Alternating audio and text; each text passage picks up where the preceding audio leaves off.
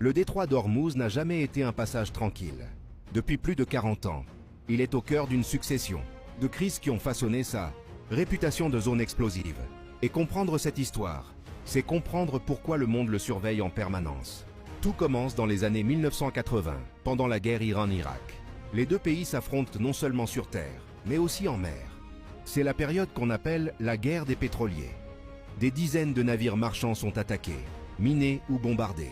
Pour la première fois, le monde réalise que le détroit peut devenir un champ de bataille.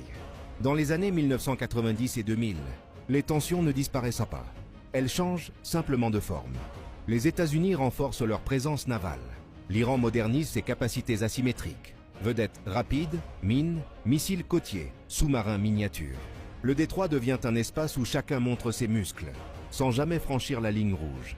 Puis viennent les années 2010, marquées par une série d'incidents spectaculaires.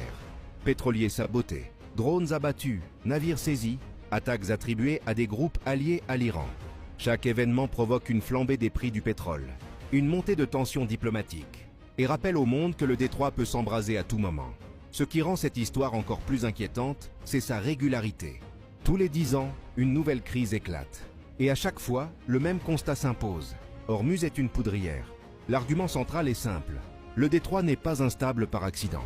Il est instable parce qu'il concentre des intérêts opposés, des rivalités anciennes et des capacités militaires prêtes à s'affronter. C'est un espace où la moindre étincelle, volontaire ou non, peut déclencher une crise mondiale.